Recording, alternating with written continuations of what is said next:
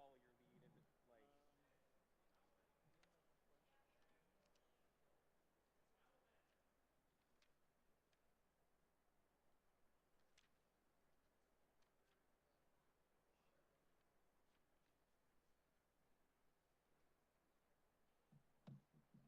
Do you want to go back and forth on that? Yeah, I'm good. Get involved? Yeah, I can do that. So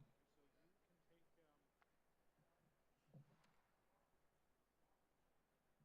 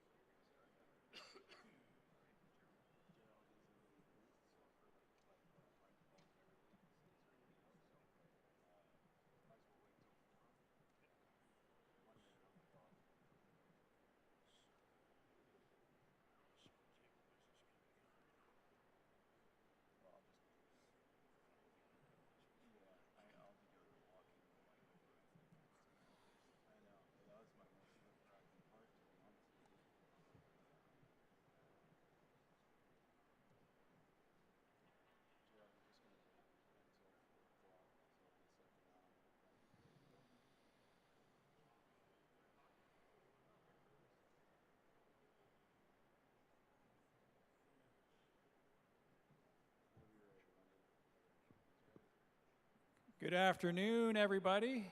Thank you for joining us at the first ever North Bay Battalion Town Hall event. I'm going to be your moderator. My name is Runjan. My co-moderator is Matt Sukram, who needs no introduction. He's going to be actually running the YouTube live portion of this Town Hall event. And we're so happy to have you here. You're really the reason that powers the passion that keeps this organization running, and certainly the lifeblood of this city, North Bay, is the fans just like yourself and you folks at home watching us on YouTube Live. It is awesome to see so many people, and we got lots of viewers, Matt, seeing on the YouTube channel as well. Before we get going, I am freezing out here at center ice. These lifelong hockey guys are used to this, but I am cold, so I need to get warmed up, and I need you guys to get warmed up with me. So what we're going to do very quickly, I want you on your feet. I want to get you guys to get your blood going. So everyone get up on your feet if you can, just as if Ethan Procession has just scored an overtime winning goal. Yes! His kind of goal is the one that are usually a deflection off a shot from the point. That's an Ethan Procession goal for you. Do you know the battalion cheer? Maybe not all of you know it, but it goes, when I say battalion, you say go. Battalion, go. Battalion, go. Battalion, go. The last one is 3. Go, go, go. So that was a good dry run. Want to see you do it now so they can hear us in Sudbury. Okay? Ready? When I say battalion, you say go. Battalion, go. Battalion, go. Battalion. Go, go, go. That's what I'm talking about. Well done. I think we got some blood flowing. You may be seated now, unless you want to stand. But I think that Ethan Procession reference really got people's blood going. A tip in front of the net, shot from the point. Kent Greer, he will be the guy with the shot from the point. All right, let's introduce our esteemed panel. He started this organization back in 1997, although I think it was 1996 when the charter was granted. Our very own Stanley Cup champion, Barclay Goodrow, was 4 years old when this franchise was given out, and he needs no introduction. Team owner Scott Abbott to my immediate left.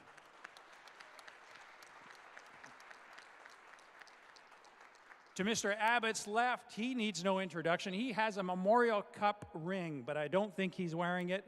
But he knows how to get the job done. He is team president and director of hockey operations, Adam Dennis.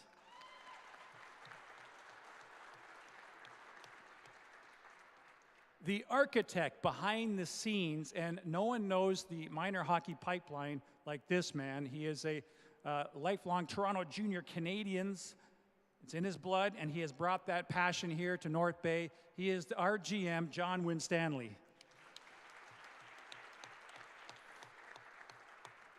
Next up, do you see those banners up in the rafters there? He has been a part of all of those, assistant coach for one of them and head coach for 3 of them. And also represented Team Canada last summer at the U18s. The Hlinka Gretzky won a gold medal for Canada. He's our head coach and assistant GM, Ryan Houlihan.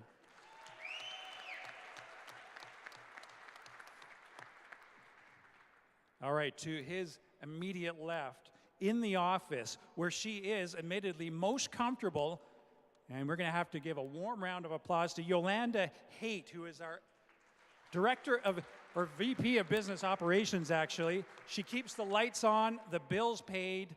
There are 90 full and part-time employees that she keeps paying them, and she does a great job, Yolanda Haight. And last but definitely not least, he makes game day run smoothly like a Matt Marquardt power play. Steve Batanti keeps us fed, keeps us happy, keeps us honest. All right, well, just like the players have to break down video, it is time for our Director of Hockey Operations, Adam Dennis, to show us a video. He's been working on it all week. He's practiced, he's primed, and he's ready to take you behind the scenes about what this organization has planned today and going forward. Adam, take it away. Thanks so much, Ranjan. Can you guys hear me? Ammo? I'm okay. This is a different environment. For the past couple years, Zoom has been a main communication method for us, and you know, please bear with us. This is nerve-wracking. As many times as we've done this, to do it in front of a live audience, we ask you to bear with us, but it's something that we are looking forward to. It's my 10th year in North Bay. I've experienced almost every side of the organization. This year, got a big introduction onto the business side. So I've seen a lot of the different perspectives. Really looking forward to hearing the fan perspective. What's important to you guys? You know, we want to move the needle in every area, and without, you know, your feedback, your input, and more importantly, your support, none of it is possible. We have a lot of our new battalion prospects that are here tonight, so they're getting introduced to a lot of these things on the hockey side this weekend. And you know, a lot of the things that we're going to show you, it's about transparency, it's about letting you inside our world, and I'm sure there's a lot of things that you didn't know was going on behind the scenes. Adam, before you go any further, can everyone hear Adam, or do you want him to raise his voice? Raise my voice? Raise? Okay. Okay. So, you know, this town hall, that's what this is about. It's about letting you guys, give you a little insight into our inner workings, get your voice heard, and really that's the culmination of this experience today. We're going to see how it goes, and you know, it's just one of the many things that we want to try to put the best product on the ice and in the community. Do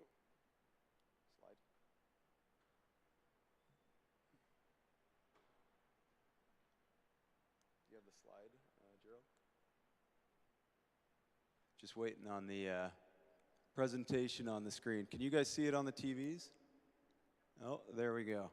Okay, so obviously you've been introduced to the panel. There's a lot of people that are very important to this franchise. There's a couple people that aren't here with us right now that do a lot of work behind the scenes as well. We have our assistant coaches, Bill Holder, Matt Marquardt, Nate McDonald, athletics therapist, Andrew Satchkew, equipment manager, Andrew Lattin, mental performance coach, Dr. Mark Bruner, strength and conditioning coach, Caleb Mady, director of scouting, Charles Abbott, manager, sales and game day operations, Haley Ortepi, manager of administration and retail operations, Lita Tate, does hotel, manager of customer service and ticketing, Tracy Matten, manager of communications and community relations, Stuart McLeod, and our fan engagement, digital media, and game day operations is Owen DeRosier. We have a lot of scouts that have done a lot of work throughout the season, and you know, this is a group that, just based on the times, we've had to evolve, and we're always willing to punch above our weight as one of the smaller teams in the league, but this group has done a lot of special things together, and we're a tight-knit group that's looking forward to adding more to our program.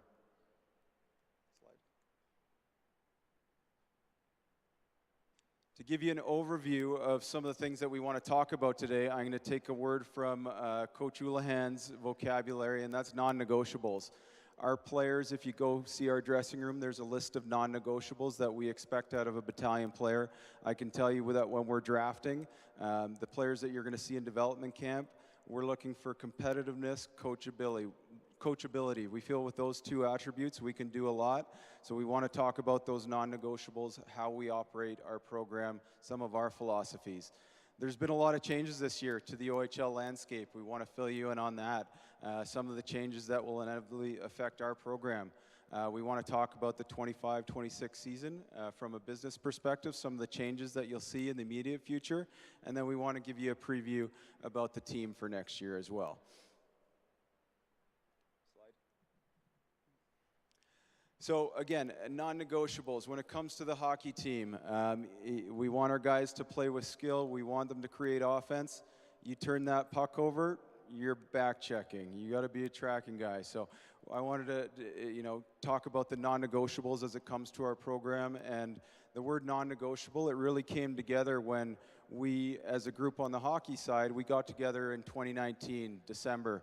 And, you know, it was an interesting time for all. But when we had a young group, and Liam Arnsby was 16, Paul Christopoulos was 16, we took it upon ourselves, and we really wanted to prioritize the things that were important to us when we were players, things that are important to us as parents, and just the things that we've seen from being in the community.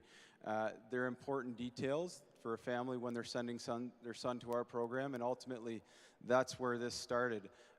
You know, throughout what we've all seen in the hockey culture, these same non-negotiables, they turn into the business strategy.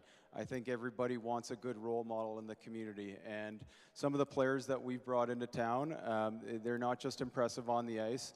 We have expectations for them off of it, and you've probably seen them around town, whether it's helping out at a minor hockey practice or going to schools. We really do value that community as a part of our development strategy, and that's a big part of it. I think one of the biggest benefits that we've had is we've been together now for 6 years. So when you're in a business like hockey, it's the same season next year. We know there's going to be a training camp. We know there's going to be a Christmas break. And when you have that, you get the chance to review. You get the chance to evaluate what's worked, what doesn't, what can we add to move that needle a little bit better. Now, as you know, not every single one of our players does graduate to pro hockey. Most important for us is that we're giving them those really good habits. I think when we talk to a player, what they need to know is that you don't make the NHL by just being good at skating or shooting. You need to represent the community, and we really think that's an important goal of ours. Slide.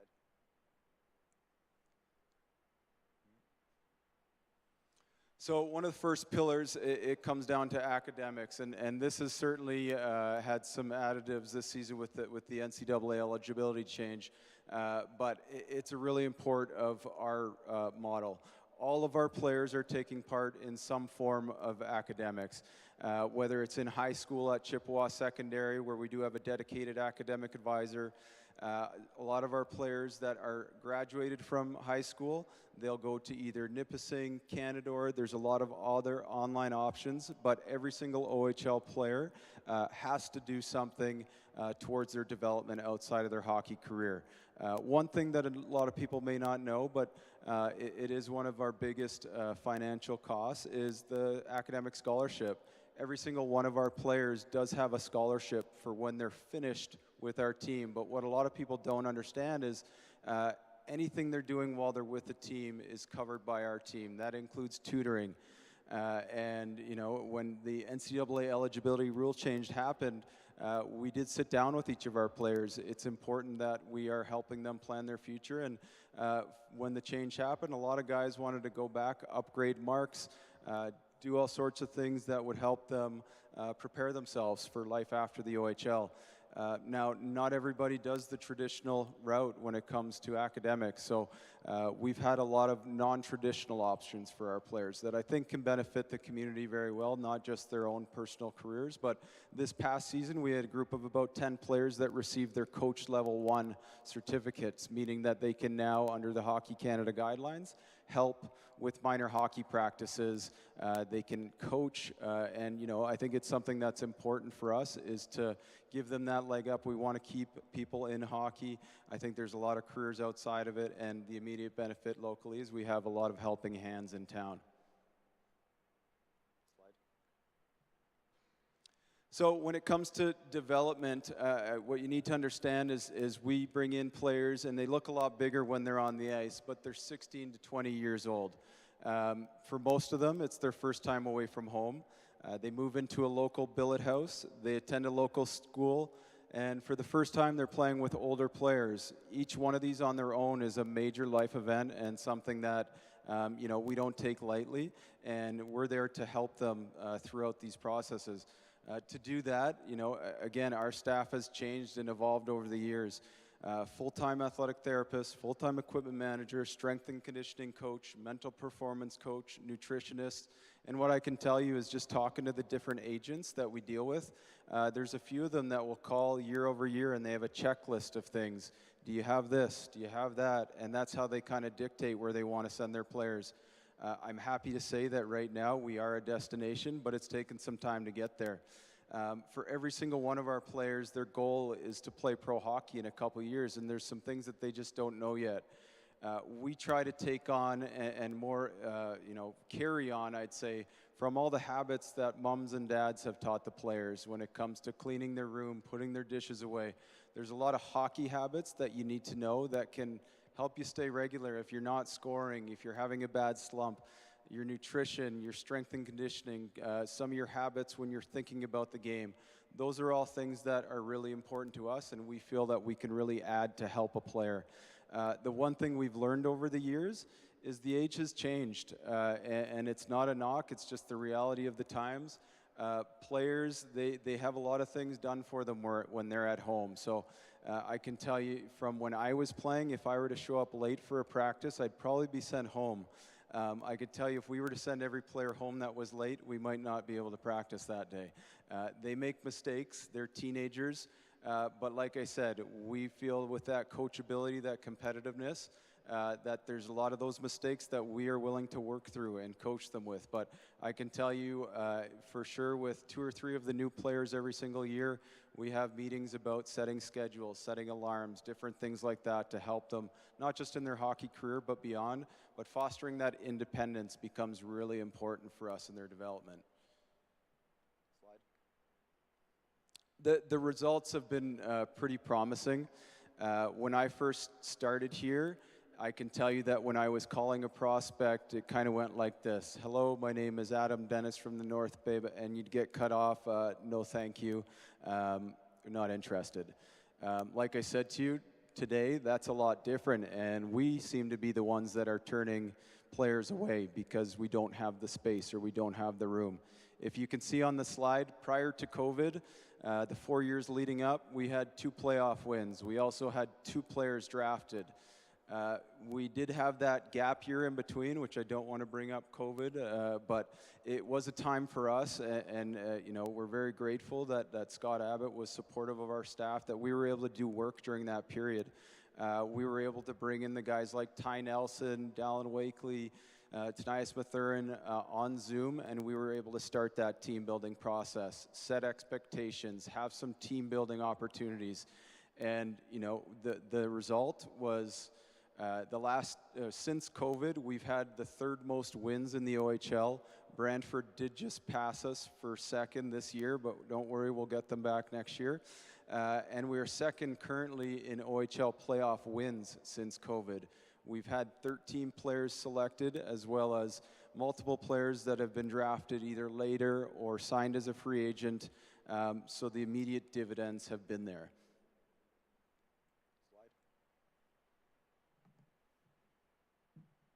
So every year, we're leaving goals on the draft table, and that's, to replace with really good people. Our players understand really quickly that to make it to the NHL, there's way more than just being a hockey player. You have to represent that community. We do all of that in town, and I think, if you haven't seen us, there's a lot of stuff that we do at the rink too. We've hosted dedicated skills ice. We have worked with minor hockey coaches. Our players, our coaching staff has dedicated their time. We've had a lot of events as well as school visits, ride programs, charity hockey games, Santa Claus parade, you name it, we've been there. And what I'd say to you in attendance, my email is on the website. If there's something near and dear to your community, we want to hear about it, and if we can make it work, then we will. It's something that's important to us, and we want to give back to all of those that support us night in, night out. So a couple of the quick hit notes. Over the last 3 seasons, we've had a total of 193 community visits. We've had 2 major programs created in Wake, Sakes, and Ties troops. And we've had some recognition nationwide. Dallin Wakely was the 2023 OHL and CHL Humanitarian of the Year. The year following, Ty Nelson was the runner-up for Humanitarian of the Year. And I can tell you, while it was nice to hear them called the Troops line in their series against Oshawa, it was even nicer, you know, seeing those guys show their appreciation after going to another program. I can tell you, Dallin Wakely called me yesterday, and his first stop after the playoffs were over is to North Bay. He wants to do some stuff with Wake Sakes again. He says North Bay is his second home, and for us, that's a major win.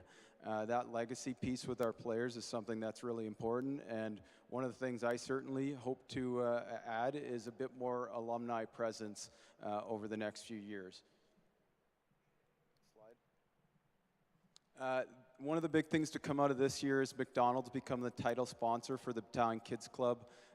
If you've been to one, you've seen it, but there's been multiple prizes trying to get kids into the game, grow the game, and really what we do understand is some people come to the game just for the hockey. There's other entertainment pieces that people come for, but more importantly, if your kid is looking for a role model, we want to be the place that they come, that you can say, hey, Ethan Possession eats his vegetables. You should too.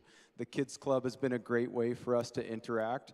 We've had some special events like member skates, meet and greets. We had our first trading card night, which was awesome. We've had toy drives and more.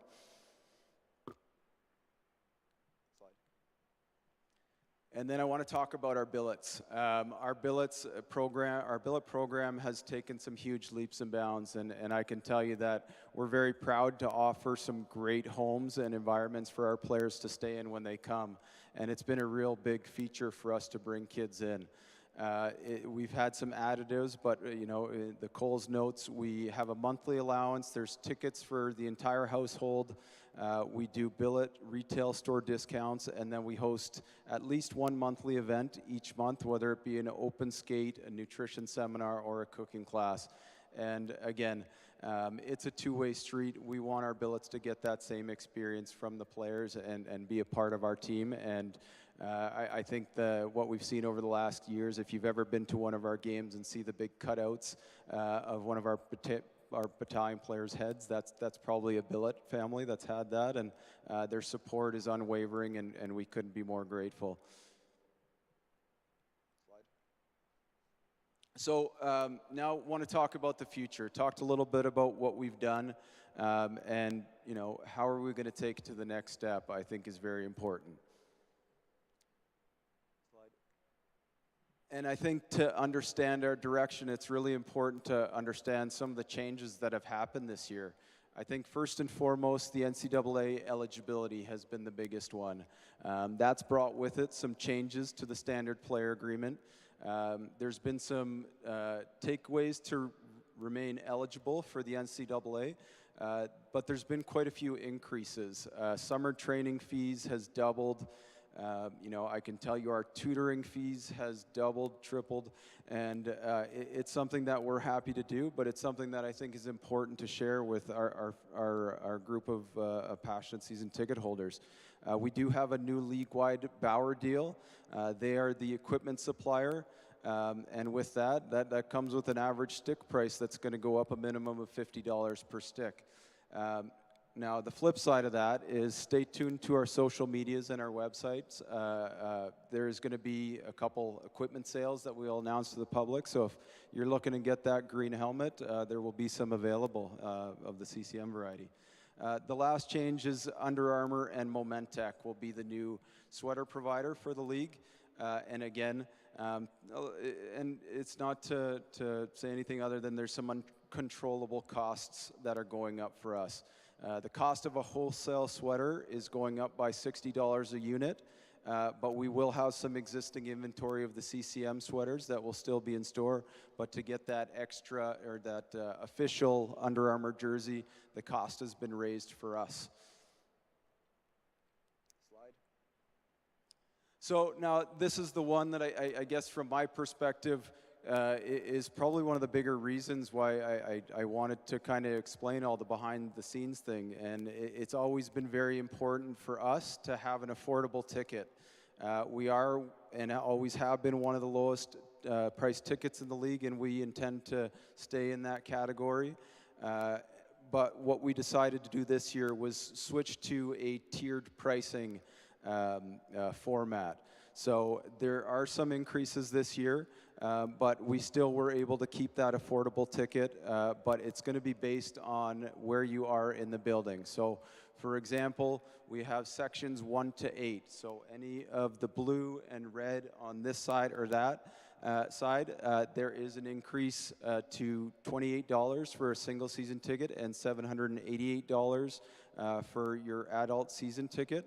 The lounges, the gallery and the lounge, that would be the premium seating. That will be the most expensive ticket at $31. Our rinkside seats all around, those are moving to $28.50. And then our fan zone, section 9, will still remain at that $26.50 for a single game ticket.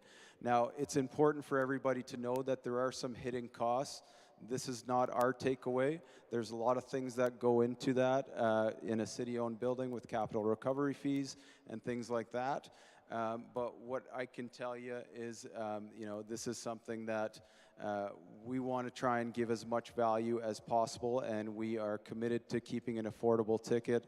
And anyone that has had loyalty pricing, that will also continue to be reflected on these prices. So if you have loyalty pricing, this is not the price. The discount that you've been getting for your loyalty pricing will be reflective of this slide here. We'll be emailing this to season ticket holders as well, so you will have that information in front of you. But with this, there comes some additives. The theme nights has been a great way for us to bring some just added excitement to the building.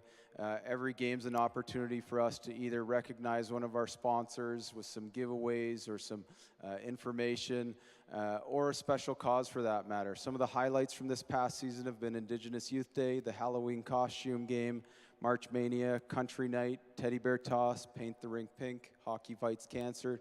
We had a lot of holiday theme nights, and we had our first ever Fan Fest this season. So what does a season ticket holder get? For the first time, we are going to be introducing redemption nights. We are going to up the increase of discount on additional tickets for season ticket holders to 15% off.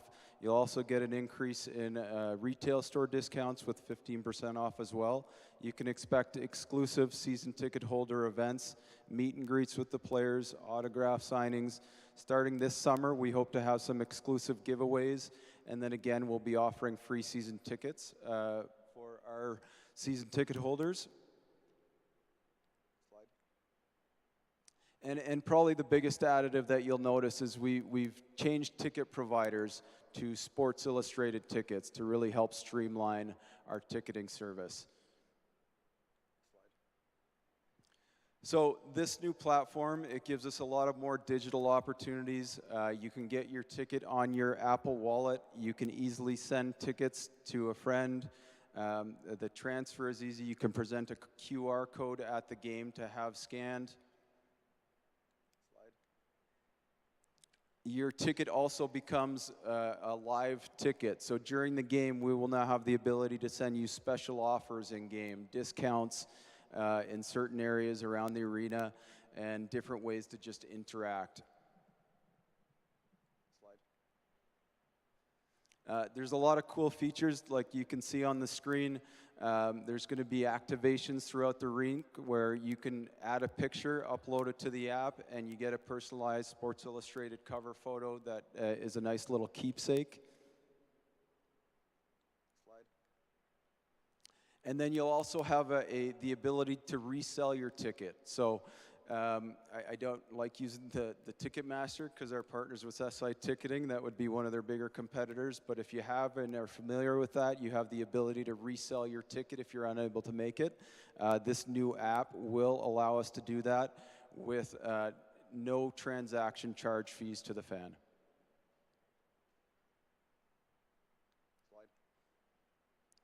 So now the fun part, the on-ice product. And, the feedback when I first got to North Bay was, people are going to come if you're winning. Well, I got a lot different feel from our season ticket holders than the people that are close to us last season. We all know that it was a younger team last year. We were so proud of the group for the fight that they put through all season. We were in most games. And we fought to the end. We gave Brantford everything we could. What's exciting is all those guys are a year older, a little bit more seasoned, and they got a lot more experience under their belt. As I said, we only have 3 graduating players, and certainly we'll miss the LeBlanc twins and Zach Weigel, even his short time here.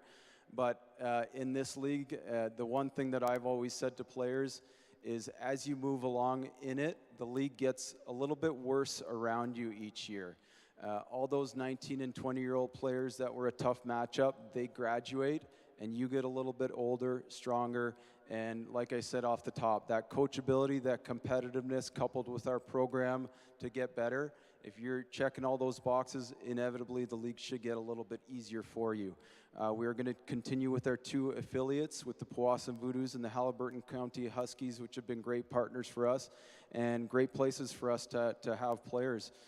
We have a pick in the CHL import draft this year where, as most know, that draft is far from a straight shot. It's a relationship draft, and I'm happy to say that we have some very good relationships out there, and we do expect to bring a high-quality player in from that. The other thing is we saw a couple NCAA free agents that did come in last year. I'm happy to say, and I've got a lot of questions, Nick Wellenreiter, Jonathan Kapajaritis, they will be back next season. And Ryder Cali, he showed up today. I didn't have a chance to say hi to him yet, but he is here. He'll be taking part in the development camp scrimmage next year. And, you know, I think it is also important. A lot of questions have come up about why Jonathan, why Ryder weren't here with us when we did sign them. In season in Hockey Canada, there's transfer fees. In the off season, that transfer fee is set. It is understood across the league, but in season, there's no caps. So basically, a team can charge what they want in season for a player transfer. So while it would have been great to have these 2 players with us, the transfer fee was big. And the other side of that is both players were in very good development opportunities to get lots of ice, to get power play time, to get penalty kill, and be a little bit more ready when they do come here. Ryder Cali had a great season. In fact, it just finished after a long playoff run as a key piece. And Johnny Kapajaritis, you guys all had a pretty good sneak peek at him when he was here in our playoff run. The one thing that I'm going to be quite certain of is that this will be the most competitive camp in Battalion history. And as I flip to the next slide here, you're going to see why. So what you're seeing is a sneak peek of our 50-man protected list. So all of the draft picks that we've been able to protect, and highlighted, I have all the players that are returning for us next year. And if you can do some quick math, there's a lot more forwards than there are spots for at the moment. There's a lot of players that are in white that are capable of playing in the OHL next season, and it's going to cause a lot of decisions for us in the summer. Now, decisions that every single team in our league are going to want to have, but decisions that are no doubt going to be tough. So our players know what they're in store for at their exit meetings, that, you know, we reassured them that just that fact that this camp is going to be very competitive, so make sure that you're doing the work in the off season. And in the short time that they've had, some of the returning guys, it seems like the work's already going in.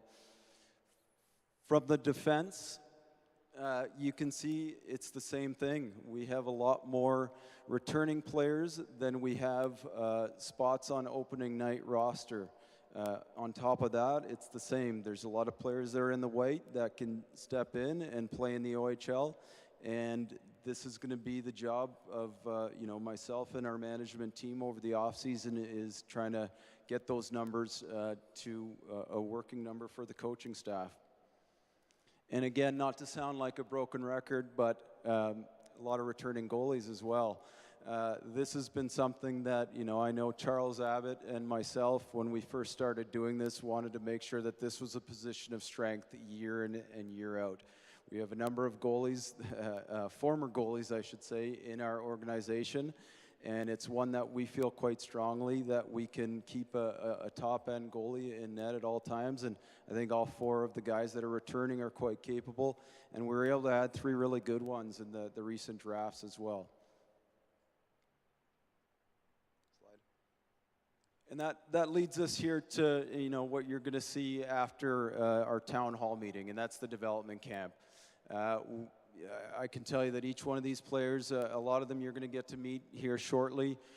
They come with that in mind, that competitiveness, that coachability, and we've given them a lot of information so far since they've been here. This will be their first game, so I know that you're all going to give them a warm welcome.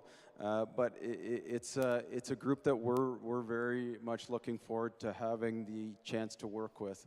The camp consists of 2009s, which is our recent draft, 2008s, which was last year's draft, and there's a few 2007s as well as some free agents in there. One of the important features of our camp has been having our 2008, so the 16-year-old players take part. And, you know, for the guys here listening, the new draft picks, we've asked them to go as hard as they can. We want them to show what the pace of the OHL is like, and it becomes pretty easy when you see those green helmets out there to kind of give that measuring stick for some of the new players. So Team White has quite a few of our newer picks and some of our returning ones as well. And you can see the roster here for Team Green. So for programming today, 5:30, the goalies are going to go on the ice with Nate McDonald and get a little bit of a warm-up and some structure before we get into our scrimmage. Now, I know this is probably the time where I'm going to pass it back to Ranjan, but you know, I know I can become a talking head at times. I think it's important that I am transparent. I know a lot of you see me in the public. I'm always open to talk hockey, and appreciate you all for being here, so thank you. All right, thank you, Adam. Let's hear it for Adam Dennis. Fantastic presentation. Last slide says questions. There is an opportunity to fill out some questions down in the concourse level. Those will be brought here, and we will sift through them, and we will try to get to them depending on the volume of questions that we do have. We have people sending in questions throughout the week, and also Matt Sukram here at Election Central, it looks like, is got some questions coming in live from YouTube Live. So draft picks. Let's find out who has been drafted by the North Bay Battalion, and with that responsibility, Bob Coles, the PA voice of the North Bay Battalion. Take it away, Bob. Thank you very much, and I've been doing the PA here for 3 years, and really spoiled the first 2 years, and then in year 3 spoiled as well, because we saw some young players develop, and the future is great for this team with the returning players and the draft picks, which I'm going to introduce. Before the 3 years, I did the games on the radio, so I'm very familiar with the battalion, the ups and downs in the OHL, and most of them have been ups, especially lately. So let's introduce our latest battalion players. Our special guests joining us this afternoon, the 3rd round U18 selection from Toronto, Ontario, Alex Kontos.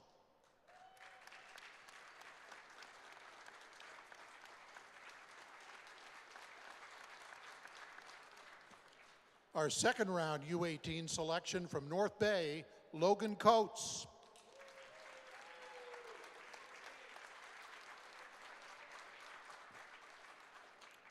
Our 1st round U18 selection from Toronto, Ontario, Sam Weedmark.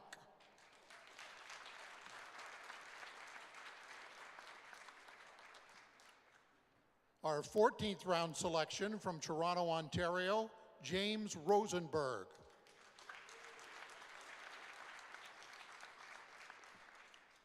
Our 13th round selection from North Bay, Carter Buckman.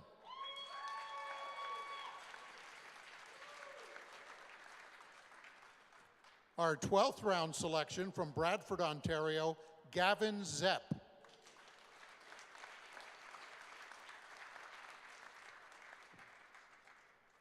Our 11th round selection from North Bay, Owen Smith.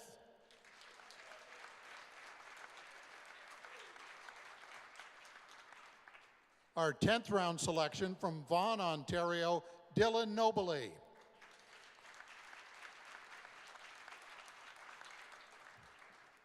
Our 9th round selection from Quinte, West Ontario, Isaac Trace.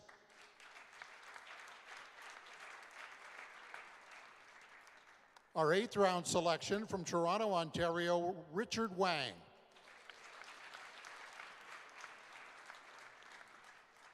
Our 8th round selection from Georgetown, Ontario, Colton D'Amico. Our 7th round selection from Toronto, Ontario, Ben Maharaj.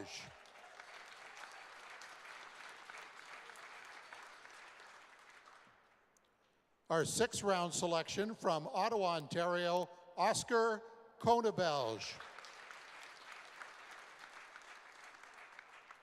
Our 5th round selection from Toronto, Ontario, Lincoln Edwards. Our 5th round selection from Hannon, Ontario, Cole Vrugdenhill.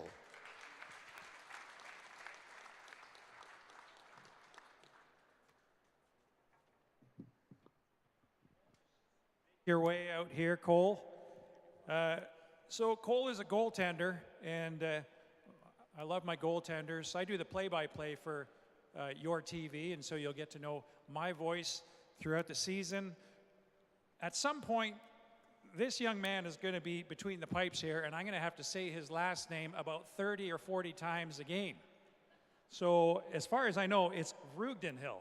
Yeah, that's right. That's Just good. turn around. I want to show everyone all those letters. It starts way on one side and a clear span across. I don't know. Well, Van Steensel was a lot of letters, but Vrugdenhill might be the most letters we've ever had on a jersey. But Cole, I'm just going to ask you a quick question. Well, folks, I was thinking on the way to the arena that when I call a Cole Vrugdenhill save on TV, that I would want the fans at home to hear the crowd maybe saying, Vru, and then I'd have to explain to them, well, they're not booing, they're saying Vru. So let's just imagine that Cole Vrugdenhill just made a miraculous stop going post to post. Oh, what a save by Vrugdenhill. And then you say, you okay with that, Cole? Yeah, that's good. Right on. Well, Cole, what does it mean to you getting selected to a city like North Bay? I mean, it's a great organization. It's got lots of history, and the coaching staff and like everyone I've talked to, they all seem really nice, and they all obviously know what they're talking about. So yeah, it's definitely been a good weekend to hit the ground running. Thank you very much, Cole. So at the scrimmage, when he makes a stop, let's hear it. Roo. Next up, our 4th round selection from Uxbridge, Ontario, Jax Pereira. Come on out here, Jax. That's J-A-X, for those who are making note. We don't compare players, but sometimes we relate their skill. And I've been told that Jax Pereira might be a little bit like Owen Van Steensel, and that is big shoes to fill, but we love our Owen Van Steensels around here, so I think we're going to love Jax. He just won an OHL Cup with the Toronto Junior Canadians. I just want to ask you, Jax, what's it like coming to North Bay with your teammates, Benny Maharaj, and also, of course, Cameron Warren? Yeah, it's unbelievable, you know, being able to play with them last year and then come here too. They're obviously great guys and love to be around them. So coming here to such a great organization, it's amazing. Thank you very much, Jax.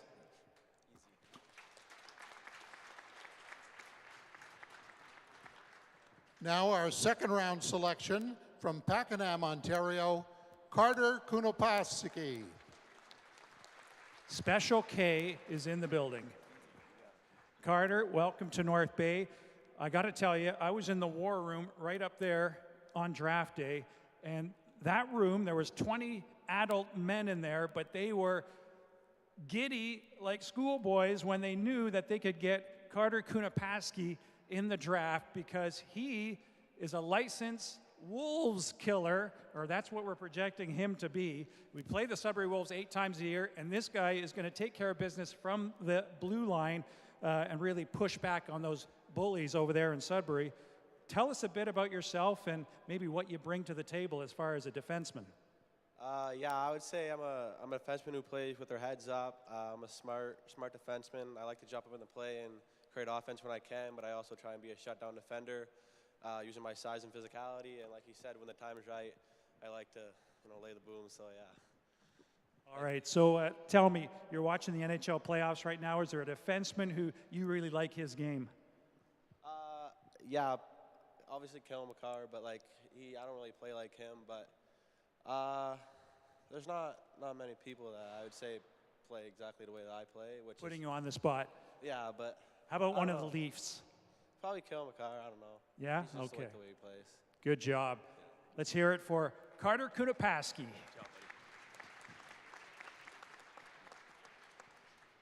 And now our first round selection from Vaughan, Ontario, Cam Warren. Cam Warren. On draft day, there was a list of players that the coaches and scouts, general managers, that they really hoped that wouldn't get taken in the first 5 picks of the priority selection. And there was great elation waiting to exhale when we realized that we could get Cameron Warren, and so here he is. That is the player that Battalion wanted, and they were so happy to get him. You were here up on the day that you got drafted. You got in the car and you came up to North Bay.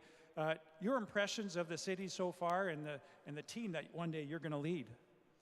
Yeah, I mean, it was amazing to step in this building for the first time for sure, and to also get a tour around the town. I absolutely loved it, and I'm super happy to be a part of it. All right, tell the folks here who might not be familiar with your game, but coming up through the U16 level, the team that you were with, and what kind of game you have. Yeah, I think I play a fast and smart game. I like to use my speed all around the ice and vision to make players around me better. You know, we had an OHL Cup winner playing for North Bay. It's so important to have that championship experience. What was that like? It was unreal. We got a little break there when we got upset in the first round, but we worked super hard and came back stronger as a team, and it was just a really good feeling to get that one done in the finals. Thank you very much for this, Cameron. Okay, there's this tradition.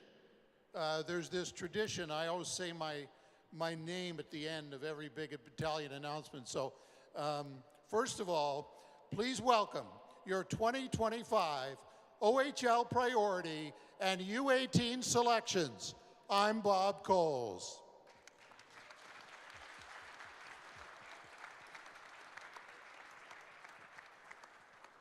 All right, well, we're going to move to the next segment of the show, and that is to get some of these guys involved. They've been waiting for their chance to hop over the boards and get into the game. And so, Matt, let's start with Yolanda Haid, a question for her. Absolutely. So, Yolanda, operating a hockey team comes with many hidden costs that many might not even think of.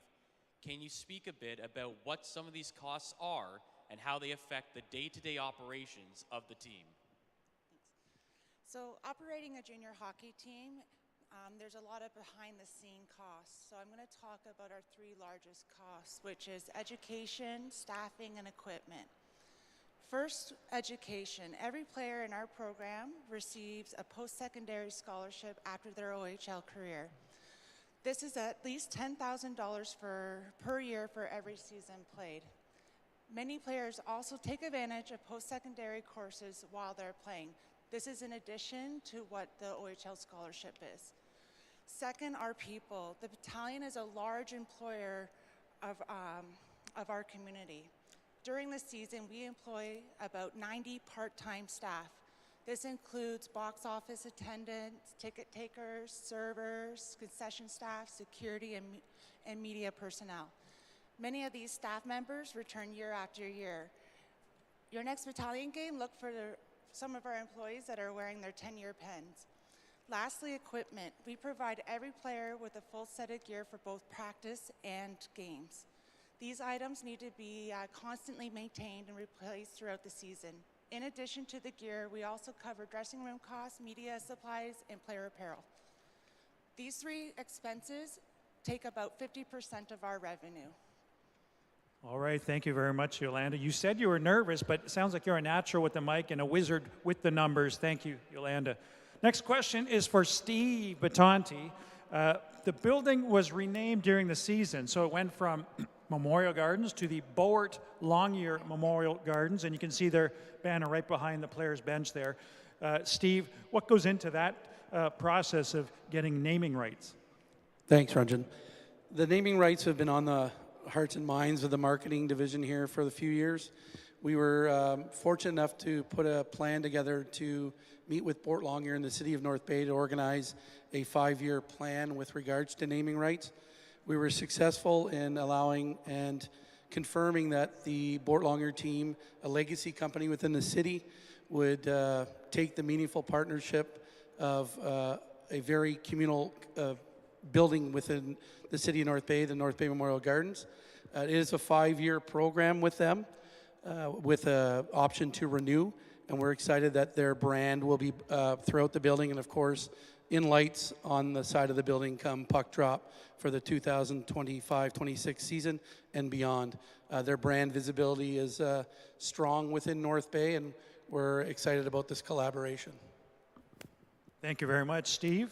Matt? Next question for John Winstanley, General Manager of the North Bay Battalion. John, what topics are you planning to cover during development camp with the players?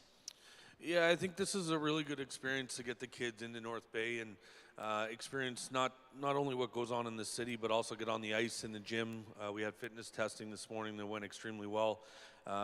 For us, it's really about giving them the experience of what it's like to be a North Bay Battalion. And the players have had seminars throughout the day for strength and conditioning, for mental performance, and I know right now that they're pretty eager to get their gear on and get out here and get the games going.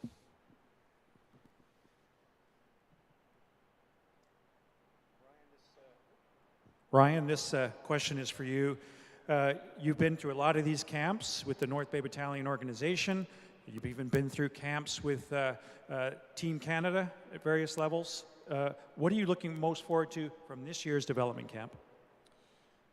It's an interesting time because we haven't been around the last few years. We've actually been playing in the conference final. So I think, not only for me, but I think I can speak for that awesome staff over there of just being around the kids for the first time. We're big on building relationships, and this environment allows us to really just get to know them. There's no wins and losses on the table. There's no ice time on the table. It's just a really good environment right now for us to be around our players for the first time and just get to know them, have them get to know us. And I think that foundation of that relationship is really big in this, and what I look forward to the most, and I know we're having a ton of fun doing it. Thank you very much, Ryan. And for Mr. Abbott, on the battalion roster, players wear numbers between 1 through 35. What is the philosophy behind keeping players' numbers in this range? Well, I'm a firm believer in hockey teams wearing traditional numbers. I can remember going back a long time ago to when the Montreal Canadiens' highest number was worn by Andre Pronovo. That was number 23. Now, granted, rosters are somewhat larger now than they were then. In those days, NHL teams dressed 1 goaltender and 15 skaters, usually 10 forwards and 5 defensemen. And the 5th defenseman was the 5th defenseman. He very rarely got on the ice.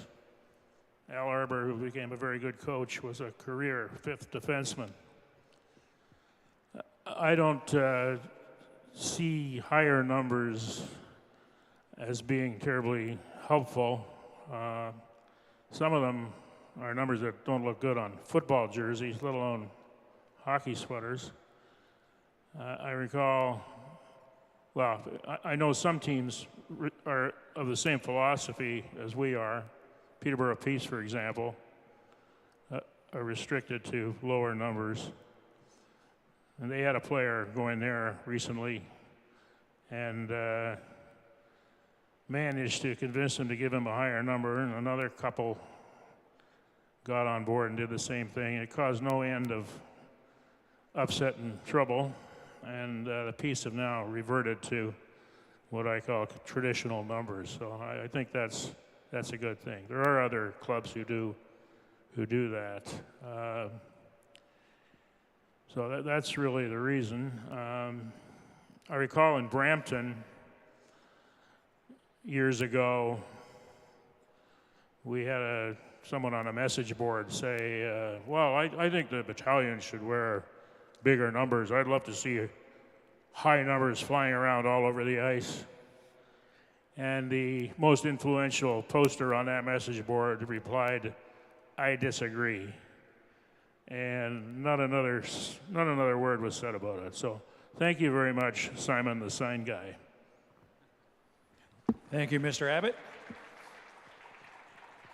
Okay, we are going to move to some of the questions that we've collected over the course of the week and some that are coming in from YouTube and some that were gathered at the front. So let's start with this question. For a player coming in from a big city, what are the benefits of playing in a small community like North Bay? Yeah, I'll take this one. And I think it's something that we've started to realize more and more as we've kind of gone through it. And for me, the biggest benefit, I think, is that closeness that our community brings. And when your son is leaving home, I think it's kind of nice to know that there's some landmarks around the city for a young driver, a young player trying to get around. All of our players are within 10 to 15 minutes from each other. They hang out a lot. Our team at the end of the season has really benefited by not wanting to go home. They want to hang out together. They want to be together. They want to keep their season going as long as possible. And everybody here that's been through one of our playoff runs, they certainly understand that the community gets behind us. All of the local businesses with the Go Troops Go signs, our players get treated very well. And I think that closeness is really what makes this an attractive place for someone from a big city. Well, it's often been said that a player can't go for a jog without Adam Dennis finding out about it the next day. So it's a small community, it's a tight community. Another question that was submitted here through the town hall. With the NCAA rule, how difficult is the scouting process now to ensure that the player you hope to draft will want to play in North Bay now with all these other options available? Yeah, I think the biggest thing with the changes is just made the landscape bigger. So we would put a ton of our focus obviously in Ontario and scout across there, but now we've started to expand into some of the U.S. states. So we've hired 2 U.S.-based scouts who can identify players in those areas. The one thing that we are noticing from our calls and meetings with staff and scouts is we have a lot of players who want to come here, and that's based on what we've been able to accomplish over the last 4 or 5 years, and having some of our players do some incredible things on the ice and in the community. So I think everything that happens is about building blocks, and it's about creating that reputation, and you can clearly see that it's getting around the hockey community, and this is where people want to be. Yeah, I'll add on top of that too, to what Johnny said. I think with any of these new partnerships, you want to build your relationships. And I think that what we have with John, myself, and Ryan is a lot of contacts through our hockey careers. So when you're looking for a player, a lot of them come to us now based on their track record with us, or maybe played with Johnny, might have played with Ryan, might have played with me. And I think that network that we have, that divide and conquer approach, has really opened up the opportunities for us as well. Okay, the next question. You probably have watched Montreal Canadiens games, and when they come out on the ice, there's the little person wearing the jersey holding a flag on the ice at the beginning of the game, and that's what this question relates to. Can you have a billet child or a fan club kid skate with Sarge and or stand beside players for O Canada? Yeah, well, let me say that for us, that youth is a priority for us. I'd say that it's a connection that all of our players feel. They had players that they looked up to and spent time with them when they were younger. So it's a really important aspect. I'd say it's a good thought that we will take back and certainly see what we can do with that. But there's no bad ideas when it comes to growing the game, especially from the eyes of a young one. That's a great question from one of our YouTube live people that might turn into a policy change for this season. Someone would also like to know, what are some internship opportunities that the battalion provide? Yeah, so we've gotten a lot of different types of interns from a couple programs. We have we've used Nipissing, Canadore, Laurentian. There's a lot of things on the game day operation side that we've used our interns for in the past. We've had interns on the hockey side, whether it be with analytics, some helpers around the rink for camps here. But there's what I'd say to anybody that's interested is there's a lot of different avenues in the hockey world to explore. I think there's a lot of things that you wouldn't realize when you think about a hockey team and the different jobs and careers that you can take on. So I'd say for the interns, a lot of it is, what type of field they're looking to get into and, what we could use for. But I'd say there's a lot of different jobs for interns, primarily through Nipissing, Canadore, and the Odd Laurentian is where we've gotten ours from.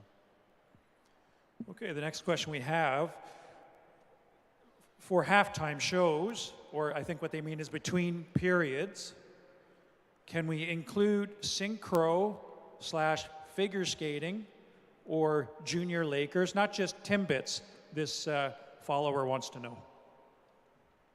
Yeah, so we've tried a couple of different things this year, including goalie race, a couple other things that we've been trying. I think the biggest thing that holds us back is the timing. So we have gotten some Timbit programs out.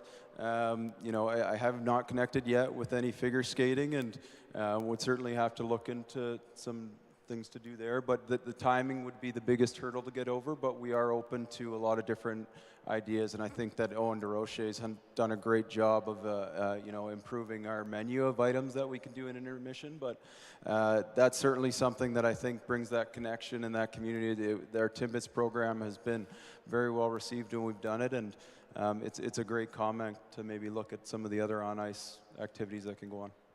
Is there a chance that figure skaters could affect the ice? That's I think, the concern on the surface, but, that's something we'd have to discuss with our ice maintenance people and get some thoughts on that. But that would be probably one that is a thought that comes up, but I'm not sure yet if it is a determining factor. That's something we'd have to look into. It's a very good question from one of our followers.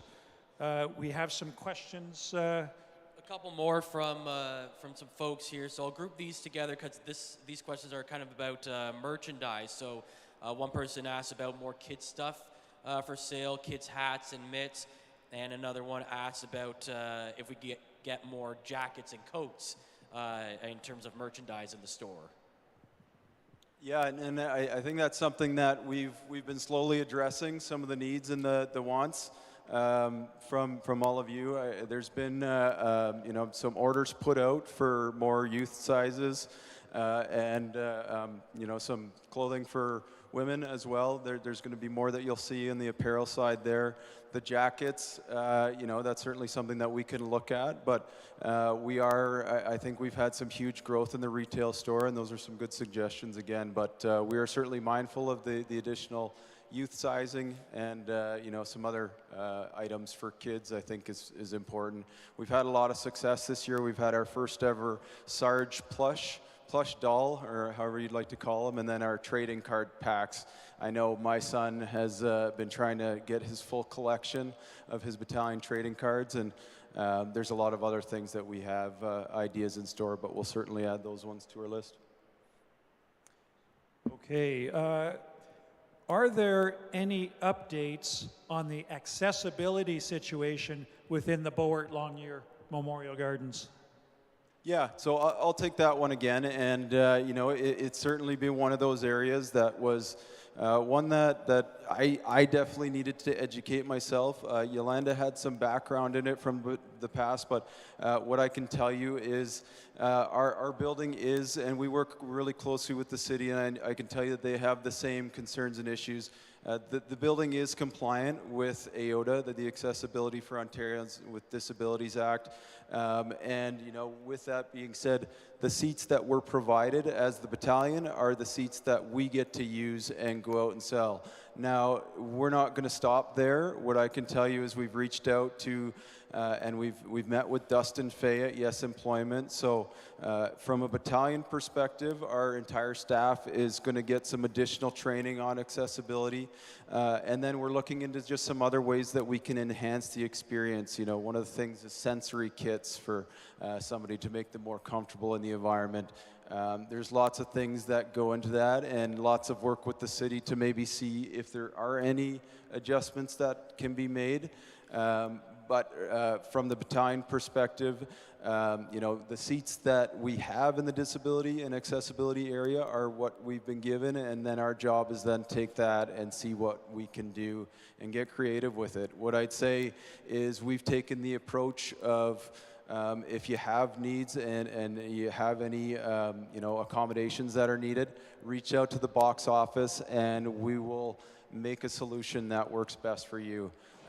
In an older building, there's always limitations, but we're constantly trying to educate ourselves and find different areas where we can improve that accessible situation. But what I can say is any time that we've brought something up to the city, there's been immediate changes made, and I can tell you that I've gone on several tours with the city officials to see areas that we can improve on, and you know, we're continuing to work on those areas. Thank you, Adam. We got to get the goalies out here for their practice, so we're going to have to move through these questions pretty quickly. So we got to keep our shifts short, 30, 45-second shifts. Matt, take it away. Yeah, so we'll give Adam a break here and ask, what are the overage spots available for 25, 26, down to the coaching staff down there? Yeah, I think right now we've got one expected return in Bronson Ride, and that's obviously a big return. 6'6", 6'7", so we're pretty excited about that. But as a staff, just like this year, we're going to look at what the roster's going to look like come September. We'll make some management decisions. We'll see what's available to us. I think our goal, as always, is to put the best team on the ice and make sure we have good people in our community. So if that means bringing in additional overagers to start the year, in the middle of the year, you know, all of those options will be on the table. But I think that's something as a group we'll sit down and go over and make sure that we make the right decisions.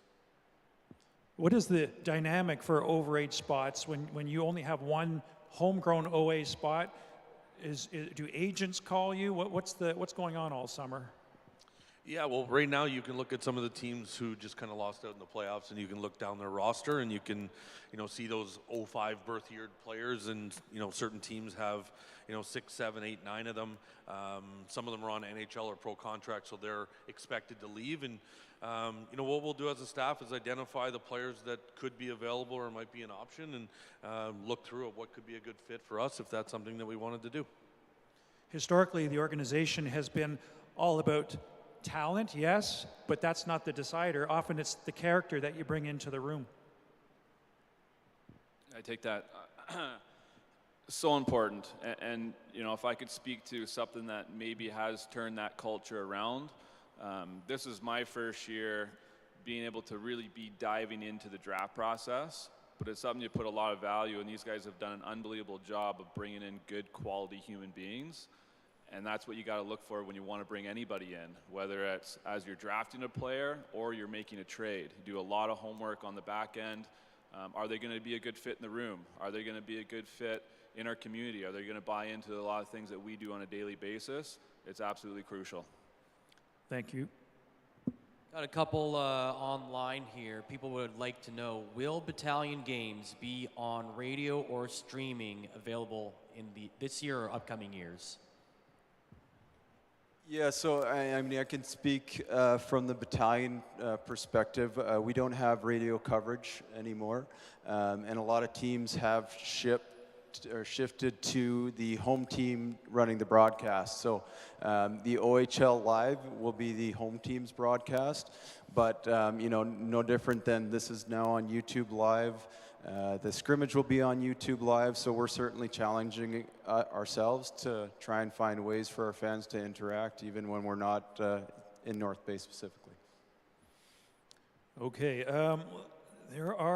we have about 6 minutes left. Actually, a little bit less than that, so let us see. Is there any way a season's ticket holder can get branded plates attached to their seats? Thanks, Ranjan. Yes, absolutely. Anybody that has a season ticket or a local business that wants to brand their seats can come in and visit with us and the Battalion offices. We'll get your specific information. It is a $25 cost to brand your seat. It just covers the cost of the nameplate.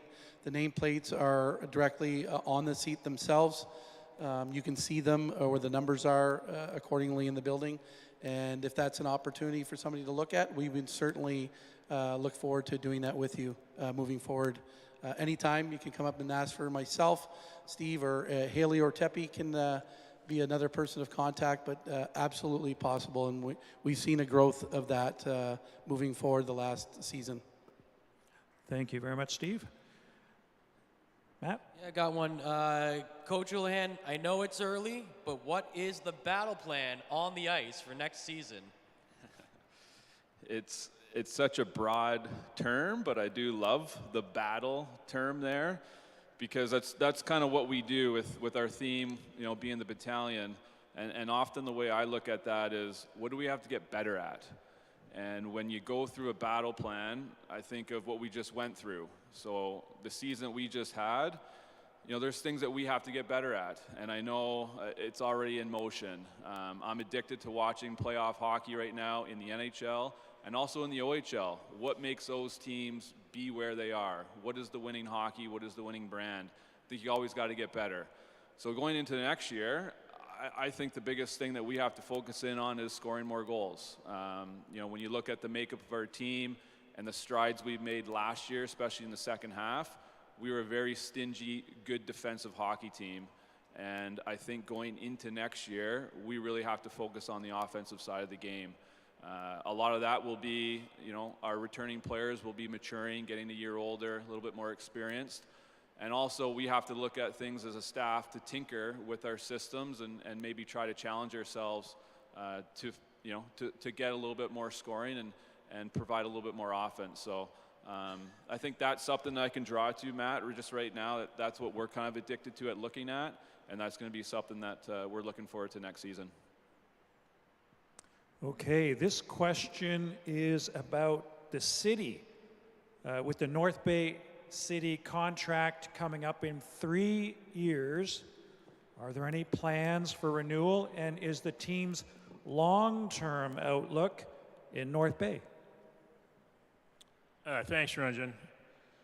Let me say first that I have been asked ever since 2013, both here in North Bay, in Southern Ontario and elsewhere, how has your move to North Bay been? Are you happy you went to North Bay? Are things good there? And I've always said that North Bay has been phenomenally welcoming, hugely embracing of the team, and was the best possible move we could have made at the time, and the best thing that happened to the Battalion franchise. We are now in year 13 of a 15-year lease, which is really only the first segment. It started in 2013, it expires in 2028. But we continue to have a very good relationship with the city. We work hand in glove with the city. They have been nothing but helpful. We are proud to represent North Bay, and we're happy to continue that relationship. Beyond 2028, we have a 5-year option for extension. And beyond that, we have another 5-year option for extension. So in fact, we have 10 years beyond 2028. So the end of the lease is not as close as one might expect, but we continue to work heavily and closely with the city to ensure the future of the battalion right here in North Bay. Music to the ears of the North Bay hockey fan. A question about ticketing, Matt. Absolutely. So kind of a combo question here. We had someone ask about family night deals, 2 adults, 2 kids with some popcorn and maybe hot dog and soft drink. And then we also had a question about flex packs as well. So I guess to kind of group it all together, are you guys looking at maybe doing some different offerings outside of what we saw with the season ticket packaging? Yeah, so I can tell you that we're very much looking forward to having an off season. When I came in, it was really about making sure that we could get our product out there, and there was a lot of learning, especially for me, for sure. So I can tell you that we really were, we put a lot of work into figuring out what the ticket prices were going to be. As we launch with our new ticketing partner, we're going to look at all of those options, and having somebody like SI Tickets, on our side. They just signed the LA Angels. They're the official ticketing partner for the NFL. So with that comes a lot of different ideas from different sports organizations that we're certainly going to look into and see what we can provide for you, the fan. Thank you very much. Well, I think that brings our town hall event, our first annual town hall event, to a close. But before you go, I wanted to thank you on behalf of the team here for your participation, and for you folks at home on YouTube Live. I think we had a very successful town hall here, and we got a lot of good questions. If your question did not get answered, it doesn't mean that it's forgotten. There will be an opportunity for the team to address those questions. Just stay tuned to the socials, and you'll find out the answer to your question in the next week or so as the team gets to your question. And there's quite a few questions that were asked that were not answered here in the short time frame that we have.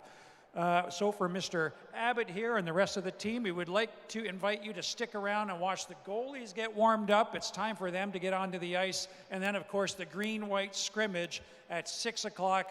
Please be our guest and have a great night, folks. Thank you very much.